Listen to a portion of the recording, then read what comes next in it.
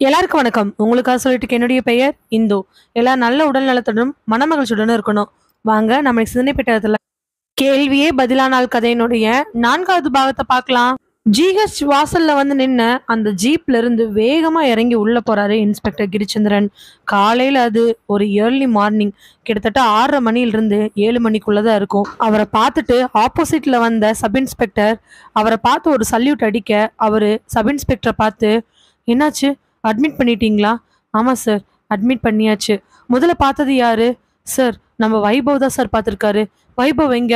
ICU work பண்ணி நின்றுட்டு இருக்காரு சார். ஜிஹெச்ல அட்மிட் பண்ணிருக்கக்கூடிய கேஷவ பாக்கறதுக்காக வேகமா போறாரு இன்ஸ்பெக்டர் சிவம். வேகமா போய் அங்க நிக்க வைபவ் அங்க நின்றுட்டு இருக்கிறாரு. இன்ஸ்பெக்டர் சிவத்தை பார்த்து ஒரு சல்யூட் அடிக்க, பக்கத்துல போய், நீங்க தான் முதல்ல பார்த்தீங்களா? ஆமா சார், நான் தான் சார் பார்த்தேன். எப்படி? எத்தனை மணிக்கு? சார், அது கிட்டத்தட்ட எப்படியும் ஒரு 8, 8:30 இருக்கும் சார். அந்த மர்டர் நடந்த இடம் இருக்குல்ல சார், வினய், அந்த பையனோட ஏரியாவில் இன்னைக்கு நான் தான் சார் டியூட்டி. அந்த இடத்துல நான் டியூட்டி பார்க்கறதுக்காக போனேன் சார். அப்போ அப்படி இப்படின்னு கொஞ்சம் பக்கத்தில் நெருங்கும் பொழுதே எனக்கு ஏதோ ஒரு முனகல் சத்தம் கேட்டுச்சு சார். அந்த வினய் இறந்து போனதுக்கும் கேஷவ் கடந்ததுக்கும் கிட்டத்தட்ட எவ்வளோ கிலோமீட்டர் வித்தியாசமா இருக்கும் சார்? ஆக்சுவலான டிஸ்டன்ஸ் பார்த்தா ஒரு 1/2 கிலோமீட்டருக்கு பக்கம் வரும். ஆனால் ஒரு ஷார்ட்கட் இருக்கு சார், அது வழியாக பார்க்கும் பொழுது டிஸ்டன்ஸ் கொஞ்சம் கம்மி தான் சார். நான் அந்த பக்கமாக அப்படியே போகும் பொழுது எனக்கு சத்தம் கேட்டுச்சு சார், ஏதோ ஒரு முனகல் சத்தம். அது என்னன்னு போய் எட்டி பார்க்கும் பொழுதுதான் இவர் கீழே இருந்துகிட்டு பயங்கரமா முனகிட்டு இருந்தாரு சார். சத்தம் போடணும்னு நினைச்சிருப்பாராட்டிருக்கு, ஆனால் அவரால் சத்தம் போட முடியல. உடனே நான் கான்ஸ்டபிளுக்கு ஃபோன் பண்ணேன். அவர் எஸ்ஐக்கு ஃபோன் பண்ணி சொல்லி எஸ்ஐ வந்து பக்கத்தில் இருக்கக்கூடிய ஜிஹெச்லேயே அட்மிட் பண்ண சொன்னார் சார். அதனால தான் ஜிஹெச்சில் அட்மிட் பண்ணிட்டேன் சார். அந்த கான்ஸ்டபிளை டியூட்டியில் போட்டு நான் இங்கே வந்துட்டேன் சார். நீங்கள் பார்க்கும் பொழுது பக்கத்தில் என்ன கடந்துச்சு? ஏதாவது பொருட்கள் இருந்துச்சா? அடையாளம் காண முடிஞ்சிச்சா? வித்தியாசம் ஏதாவது தெரிஞ்சிச்சா? அவர் எப்படி இருந்தார்? இதெல்லாம் கொஞ்சம் டீட்டெயிலாக சொல்ல முடியுமா? சார், நான் போகும் பொழுது அவர் காலு கை எல்லாம் இஷ்டத்துக்கு கடந்துச்சு சார். அவர் ஒரு கிழிச்சு தான் சார் படுத்திருந்தார் இடது பக்கமா. வாயெல்லாம் ஒரு மாதிரி போய் கண்ணெல்லாம் இதாகி மூக்கில் இருந்து ரத்தம் வந்துட்டு இருந்துச்சு சார். அது மட்டும் இல்லாமல் யூரின் கொஞ்சம் மோஷன் கூட அப்படியே போயிருந்தார் சார். ஆனால் உயிர் இருந்துச்சு சார். கண்ணெல்லாம் ஆட்டிக்கிட்டு நல்லா வாய் பேச முடியலன்னா எப்படி அணைத்தி அணைத்தி கூப்பிடுவாங்களோ அப்படி கூட்டார் சார். பார்க்கறதுக்கு பக்கவாதம் வந்த மாதிரி இருந்துச்சு சார். பக்கவாதம்னா ஏதாவது ஒரு கால் கை வரும். அவருக்கு ஒட்டுமொத்த உடம்புமே செயலிழந்து போன மாதிரி கடந்தாரு சார்.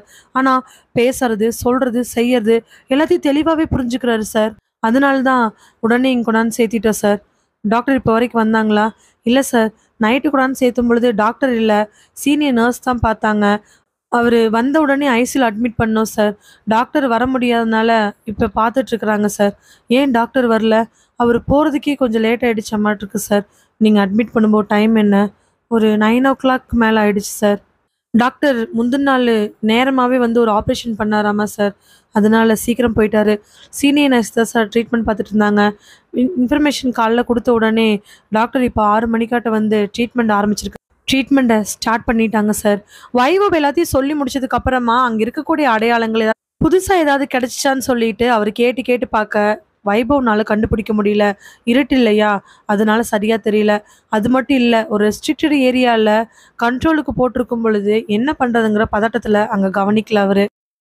கரெக்டாக அதே நேரத்தில் சீனியர் நர்ஸ் வெளியில் வர இன்ஸ்பெக்டர் சிவம் வேகமாக போய் அவங்க முன்னாடி நிற்கிறாரு. மேடம், என்னாச்சு அவருக்கு? டாக்டர் பார்த்துட்டு இருக்காரு சார். இல்லை மேடம், என்ன காரணமாக இருக்குன்னு நினைக்கிறீங்க? சாரி சார், அவருக்கு அடிபட்டிருக்கிறது உண்மைதான். ஆனால் என்ன காரணம் ஏது அப்படிங்கிறதுக்கு டாக்டர் வந்து தான் ஆகணும். அவர் வந்து பார்த்துட்டு என்னன்னு சொல்லுவார். நீங்கள் தானே அவரை நைட்லேருந்து பார்த்துட்ருக்குறீங்க? நான் தான் சார் பார்க்குறேன். அவர் உயிருக்கு எந்த ஆபத்தும் ஆகாத மாதிரி எல்லா விதமான இதையும் கொடுத்து நான் உயிரை வச்சுருக்கேன். உடனே டாக்டர் வந்து இப்போ செக் பண்ணிகிட்ருக்கிறாரு. நைட்டு ஃபுல்லாக டியூட்டி பார்த்ததுனால என்னால் இப்போ அங்கே கான்சன்ட்ரேட் பண்ண முடியல சார். எது வந்தாலும் டாக்டர் வருவார், நீங்கள் அவர்கிட்ட கேட்டுக்குங்க சொல்லிட்டு நர்ஸ் டயர்டான முகத்தோடு அங்கேருந்து போயிடுறாங்க. டாக்டர் எப்போ வருவார்னு கேட்டதுக்கு கம்ப்ளீட்டாக செக் பண்ணி முடிக்கிறதுக்கு கிட்டத்தட்ட 1/2 மணி நேரம் ஆகும்னு சொல்ல இன்ஸ்பெக்டர் சிவம் அங்கேயே குறுக்க மறுக்க நடந்துட்டுருக்கிறாரு. கரெக்டாக அதே நேரத்தில் அதே ஹாஸ்பிட்டலில் டாக்டர் ருத்ராட் இருந்து சப் இன்ஸ்பெக்டர் கால் வர அதை எடுத்து பார்க்குறாரு. சார், ருத்ரா கூப்பிடுறாரு. ஆமாம், வினயோட போஸ்ட்மார்ட்டம் ரிப்போர்ட் தானே? ஆமாம் சார், போங்க போய் வாங்கிட்டு வாங்க. அப்புறம் சார், அந்த அகாடமியில் வேலை செய்கிறவங்க, வீட்டில் வேலை செய்கிறவங்க, இன்னும் தெரிஞ்ச ஃப்ரெண்ட்ஸ் எல்லார்ட்ட இருந்து நம்ம சாம்பிள்ஸ் எடுத்தோமே, அதையெல்லாம் டெஸ்ட்டு கொடுத்தாச்சா? கொடுத்தாச்சு சார். எப்போ வந்து வாங்கிக்க சொன்னாங்க? காலைல ஒரு 11 o'clock வந்து வாங்கிக்க சொன்னாங்க சார். சரி, போஸ்ட்மார்ட்டம் ரிப்போர்ட் வாங்கிட்டு வாங்க. 11:00 ரிப்போர்ட் வாங்கிட்டு வாங்க. ஏதாவது மேட்ச் ஆகுதான்னு பார்க்கலாம். கண்டிப்பா சார். சொல்லிட்டு ருத்ரா பார்க்க போஸ்ட்மார்ட்டம் ரிப்போர்ட் வாங்க போயிட்டாரு எஸ்ஐ. மறுபடியும் இன்னும் ஒரு 15 நிமிஷம் கடந்ததுக்கு அப்புறமா எஸ்ஐ வேக வேகமா வராரு. போஸ்ட்மார்ட்டம் ரிப்போர்ட்டை கையில கொடுத்து என்ன சொன்னாரு? சார் ஸ்பாட்ல சொன்னதே சார். ஏதோ ஒரு சண்டையில தான் சார் கொலை பண்ணியிருக்கிறாங்க. அதுல அங்கங்க நேர்கீறல்கள். அது மேபி ஒரு பெண்ணோட தான் இருக்கிறதுக்கான வாய்ப்புகள் இருக்குன்னு சொல்றாங்க. மற்றபடி எக்ஸ்ட்ரா க்ளூ எதுவுமே கிடைக்கல சார். அண்ட் இன்னொரு முக்கியமான விஷயம் சார். சொல்லுங்க. அவன் இறக்கறதுக்கு முன்னாடி ஃபுல்லா போதையில் இருந்திருக்கா சார். போதைனா எந்த மாதிரி? ட்ரிங்க்ஸ் பண்ணியிருந்தாரா? ட்ரக்ஸா? ஸ்மோக்கிங்கா? ஸ்மோக்கிங் பண்ணியிருக்கா சார். அது கூட கொஞ்சம் போதைப் பொருள் எடுத்திருக்கா சார். தண்ணி அடிக்கல. போதைப் பொருள் கொஞ்சம் உள்ள போய் அவன் போதை ஆளாயிருக்கான் சார். சரி, நீங்கள் 11:00 சாம்பிள் வாங்கிட்டு வாங்க. அதுக்கப்புறம் நம்ம முடிவு பண்ணிக்கலாம். ஓகே சார்ன்னு சொல்லிட்டு எஸ்ஐ அந்த ரிப்போர்ட் எடுத்து வச்சுட்டு அங்கே நின்றுட்டு இருக்கிறாரு. அதுக்கப்புறம் கிட்டத்தட்ட 45 நிமிஷத்துக்கு மேலே ஆனதுக்கப்புறம் தான் டாக்டர் ஒருத்தர் உள்ளே வந்து வெளியில் வர இன்ஸ்பெக்டர் பார்த்த உடனே, வாங்க inspector. Good morning doctor. Good morning. Check பண்ணிட்டீங்களா? கம்ப்ளீட்டாக செக் பண்ணியாச்சு. அவருடைய கை கால் எல்லாமே செயலிழந்து கிடக்குது. எனக்கு ஒரு பெரிய சந்தேகம் இருக்குது. அதனால் அவருடைய ஃபுல் பாடியை நான் ஸ்கேன் பண்ண சொல்லியிருந்திருக்கேன். அவர்கிட்ட இருந்து சாம்பிள்ஸ் எடுத்து பிளட் டெஸ்ட், யூரின் டெஸ்ட்லாம் பண்ணணும். அண்டு இவருடைய கேஸ் கொஞ்சம் வேறு மாதிரி இருக்கனால எனக்கு தெரிஞ்ச டாக்டர் ஒருத்தரை வர சொல்லியிருக்கேன். அவர் செக் பண்ணி பார்த்ததுக்கப்புறம் உங்களுக்கு ரிப்போர்ட் கொடுக்குறேன். சார், இப்போது இவருக்கு என்னாச்சு ஏதாச்சு? அவர் உயிரோடு இருக்கிறாரா? உயிருக்கு எந்த விதமான ஆபத்தும் கிடையாது. ஆனால் உயிரை தவிர மீது எல்லாமே செயலிழந்து கிடக்குது. ஆனால் என்னன்னு தான் சரியாக எனக்கு பிடிபடலை. என்னுடைய சந்தேகம் கரெக்டாக இருந்துச்சு அப்படின்னா யோசிச்ச டாக்டரு சரி, அதை நான் சொல்கிறத விட அந்த டாக்டர் வந்து செக் பண்ணி பார்த்துட்டு சொல்கிறதா கரெக்டு. இருந்தாலும் எதுக்கும் இருக்கட்டும்னு சொல்லிட்டு நான் எல்லா டெஸ்ட் எடுக்க சொல்லியிருக்கேன்.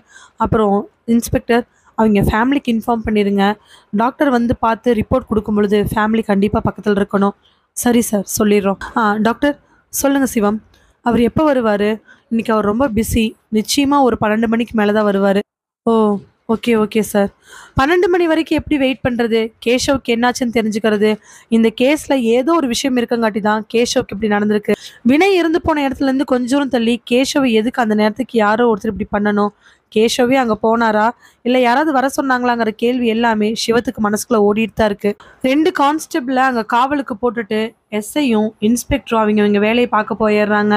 11 மணிக்கு எஸ்ஐ அந்த ரிப்போர்ட் வாங்கறதுக்காக போக ஹாஸ்பிட்டல்ல இருந்து டாக்டர் 12 மணிக்கெல்லாம் வந்துருவாரு, நீங்க வந்துருங்கன்னு சொல்லவே இன்ஸ்பெக்டர் ஹாஸ்பிட்டலுக்கு வராரு. எஸ்ஐ இன்ஸ்பெக்டர் சிவத்துக்கு கால் பண்ணி, சார் எங்க இருக்கீங்க? "ஆ, நான் ஹாஸ்பிட்டல்ல இருக்கேன். சொல்லுங்க என்ன விஷயம்?" "சார் ரிப்போர்ட் வந்துருச்சு சார்." "போஸ்ட்மார்ட்டம் ரிப்போர்ட் கொடுத்தீங்களா? ரெண்டையும் கம்பேர் பண்ணி பார்த்தீங்களா?" "சார் ரெண்டையும் கம்பேர் பண்ணி பார்த்தோம் சார். ஆனால் ரிப்போர்ட்டில் ரெண்டுலேயும் எதுவுமே மேட்ச் ஆகலை சார்."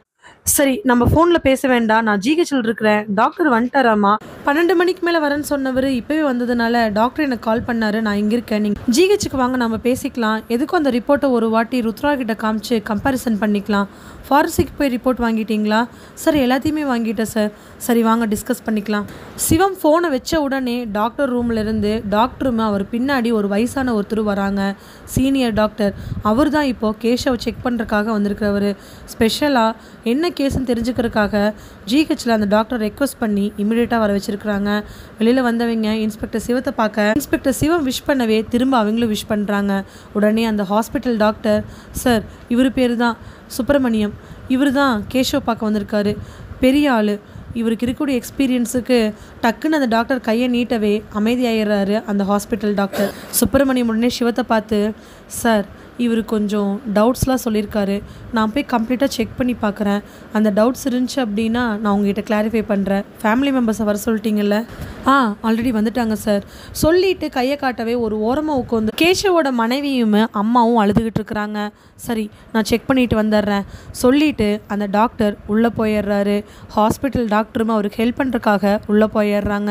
கிட்டத்தட்ட ஒரு 15 நிமிஷம் கழிச்சு எஸ்ஐ ரிப்போர்ட்டோட உள்ளே வர அதை கொண்டே ருத்ரா கிட்ட காமிச்சிடுவாங்கன்னு அவர் சொல்கிறாரு. அதே மாதிரி கிடைச்ச எல்லா ரிப்போர்ட்டையும் வாங்கிட்டு போஸ்ட்மார்ட்டம் பண்ண டாக்டர் ருத்ரா ரூம் நோக்கி போகிறாரு சப் இன்ஸ்பெக்டர். நேரம் என்னமோ கடந்துக்கிட்டே இருக்குது. சிவத்துக்கு தான் கொஞ்சம் பரபரப்பு அதிகமாயிடுச்சு. 2 பக்கத்துலேருந்து என்ன வரும் அப்படின்னு. கொஞ்ச நேரத்துலேயே சப் இன்ஸ்பெக்டர் அங்கே வரவே சிவத்தை பார்த்து, "சார், அவர்கிட்ட ரிப்போர்ட்டு காமிச்சேன் சார். பட்டு நாம் எடுத்த சாம்பிளில் எதுவுமே மேட்ச் ஆகலை சார்." "அப்படியா?"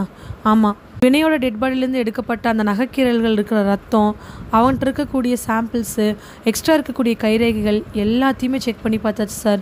ஃபாரன்சிக்கோடு அங்கே கிடச்சிருக்கக்கூடிய கைரேகைகளில் எதுவுமே இப்போ நாம் செக் பண்ணதில்லை சார். கிட்டத்தட்ட டான்ஸ் அகாடமி, அவனோட ஃப்ரெண்ட்ஸு, அவனோட வீடு, அந்த கூட இருக்கக்கூடிய ஆயான்னு சொல்லிட்டு 30 பேர்த்துக்கு மேலே நம்ம எல்லாமே பார்த்துட்டோம் சார். அந்த 30 பேர்த்துலேயுமே கொலை செஞ்ச ஆள் கிடையாது. இதுதான் நம்மளுக்கு கிடைச்ச ரிப்போர்ட் சார். இன்ஸ்பெக்டர் சிவத்துக்கு இப்போ ரொம்ப சந்தேகமாகுது. எப்படி டான்ஸ் அகாடமிக்கு பக்கத்தில் நடந்திருக்கு, குறிப்பிட்ட நேரத்தில் தான் நடந்திருக்கு. அப்படி இருக்கும் பொழுது அங்கே இருக்கிற யாருமே வரல அப்படின்னா வெளியில் ஏதாவது வந்திருப்பாங்களா? பட் ரிப்போர்ட்டை பார்க்கும் பொழுது டக்குன்னு நடந்த கொலையாக தான் இருக்குன்னு நினைக்கிறாங்க. பிளான் பண்ண கொலையாகவும் இருக்கிறதுக்கு இல்லை. அந்த இடம் ஃபுல்லாக காடாக இருக்குது. என்னவா இருக்குன்னு யோசிச்சுட்டு இருக்கும் பொழுதே கேஷவ் ரூம்லேருந்து 2 பேரும் வெளியில் வராங்க.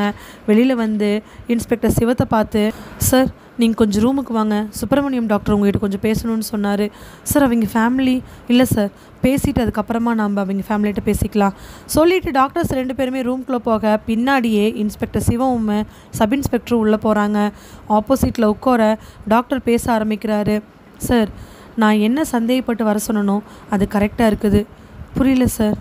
அதாவது டாக்டர் எக்ஸ்பிளைன் பண்ணுவார். எனக்கு கேஷவோட உடம்பை பார்க்கும் பொழுது ஒரு சில சந்தேகங்கள் வந்துச்சு. நார்மலான தாக்குதலாக இது கிடையாது, ஒரு நார்மலான சண்டையோ இல்லை தாக்குதலோ இது கிடையாது. அவங்க ஒரு சில உத்திகளை பயன்படுத்தியிருக்காங்க.